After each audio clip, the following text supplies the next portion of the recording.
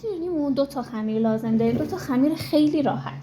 اول توی یه ظرفی 3/4 لیوان آب میریزم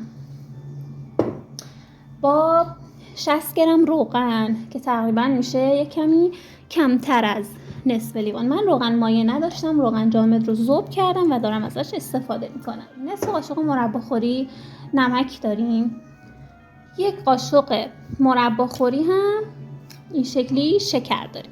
فقط همین برای خمیر استفاده میشه. اینا رو یه هم میزنم. حالا اینجا 300 گرم یا 3 لیوان آرد دارم، اون رو هم همش رو اضافه میکنم و هم میزنم تا خمیرم جمع بشه. خیلی خیلی این را شیرینی راحته، یه شیرینی لایعیه، خیلی خوشمزه است، ترد و خوشمزه. خب با دستم خمیر رو جمع میکنم. به همین راحتی خمیرمون جمع میشه. فقط من 1 دقیقه 2 دقیقه یه خورده ورزش میدم، یا این شکلی ضربه میزنیم تو ظرف که اون یه ذره چسبندگیش بره. ببینین چند بار که ضربه بزنین خمیرتون یک دست میشه. یه خمیر نرم و لطیف داریم که همینطور که میبینید اصلاً به دست نمیچسبه. اینو گردش میکنم. خمیرمو میذارم توی یه نایلون فریزر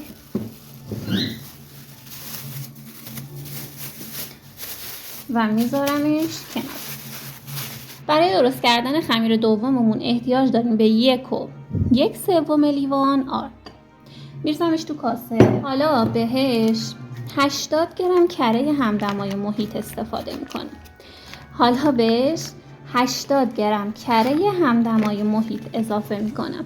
فقط همین 2 تا موادمون رو با هم ترکیب میکنیم تا یه خمیر یک دستی به دست بیاد. این شیرینی رو قبلا من درست کردم و ویدیوش توی کانال هست، میتونید با جزئیات بیشتری اونجا هم ببینیدش. فرقش توی فیلینگشه. ویدیوی قبلی فیلینگش مغزیش در واقع سیب هست که خیلی خیلی خوشمزه است، حتما اون رو هم امتحان کنید. ببینید خمیرم اول این شکلی حالت خورده نون میشه و بعد کم کم جمع میشه. خب خمیر دوم هم این شکلی جمع کردم.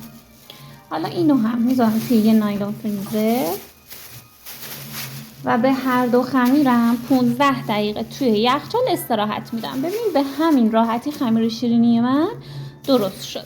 خب من 15 دقیقه هر دو تا خمیرم توی یخچال استراحت دادم. حالا کاری که میکنیم هر کدوم از خمیرامون رو به 10 قسمت تقسیم میکنیم.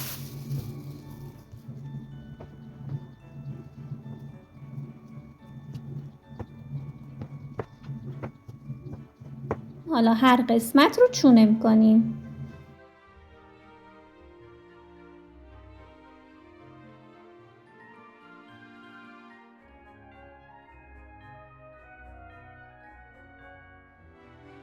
یه دونه از این خمیر اولمون رو برمیداریم، این شکلی بازش میکنیم، وسطش یه خورده پهن‌تر باشه از اطراف.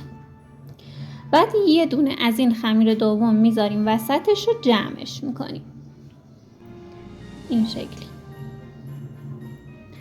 این شکلی که جمعش کردیم و لبه خمیر رو قشنگ بستیم. یه خورده این شکلی تو دستم این شکلیش میکنم. ببینین حالا با یه وردنه این شکلی بازش میکنم. حالا دوباره از یه سمت رولش میکنم. رولش که کردم یه خورده این شکلی رو سطح کارم فشارش میدم که این لبش بچسبه. دوباره این شکلی از این سمت میذارمش و بازش میکنم. اگه خمیرتون راحت باز نمیشد و اذیت میکرد روشونو بپوشونین، یه 5 دقیقه بهشون استراحت بدین تا راحت تر پهن بشه. حالا دوباره رولش میکنم. رولش که کردین هر بار این شکلی روی سطح کار بغلتونینش که اون لبش بچسبه. خب این شکلی که رولش کردم برای بار دوم حالا از وسط نصفش میکنم. ببینید چقدر لایه لایه شد. درست مثل خمیرای هزار لا میشه، اما دنگ و فنگش خیلی کمتره. حالا هر کدوم این شکلی میذارم روی سطح کارم بازش میکنم. فقط نکته‌ای که داره اینجا میخواین خمیر رو باز کنین، طوری باز کنین که اطرافش نازکتر از وسط خمیر باشه. میگیرمش توی دستم، ببینین این شکلی گودش میکنم توی دستم، این حالتی. میخوام شیرینی هامو با کرم فیل پر کنم. این آموزش کرم فیل توی کانال هست، برای همین من دوباره درستش نکردم که ویدیو طولانی نشه.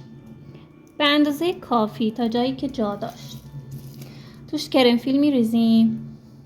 حالا لبه خمیر رو این شکلی میبندیم.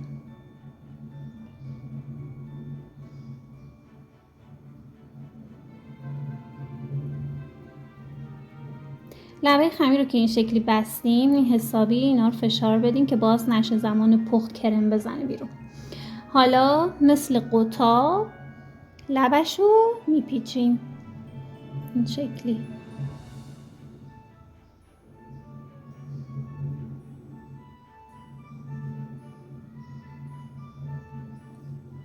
به این شکل همه شیرینی هامون رو آماده میکنیم. تا من بقیه شیرینی ها رو آماده میکنم، شما هم کانال رو سابسکرایب کنید و حتما زنگوله رو فعال کنید که ویدیوهای بعدی هم براتون نمایش داده بشه. این شکلی به سمت بیرون وسط خمیر رو هل میدم تا شکل یک کاسه بشه.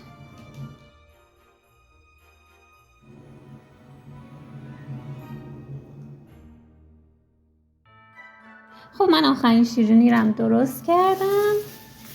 این شکلی شیرینی هامو همه روی این چیدم، روشون رو هم با یه نایلون فریزر پوشوندم. حالا میریم سراغ سرخ کردن شیرینی هامون. از اولین شیرینی که درست کردیم شروع میکنیم به سرخ کردن. حالا شیرینی هامون رو یکی یکی میندازیم توی روغنی که حسابی داغ شده اما حرارت کمه.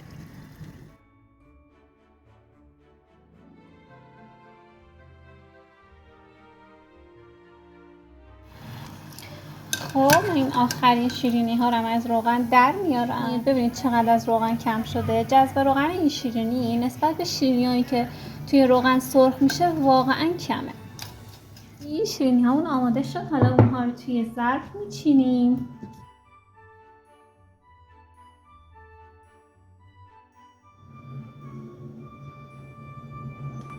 برای تزیینش هم من یکم پودر قند روشون الک میکنم.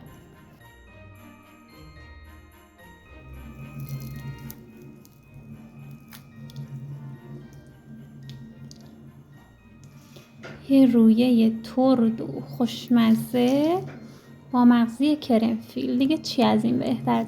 امیدوارم که این آموزش رو دوست داشته باشید، لحظات خوبی داشته باشید. خدا نگهدار.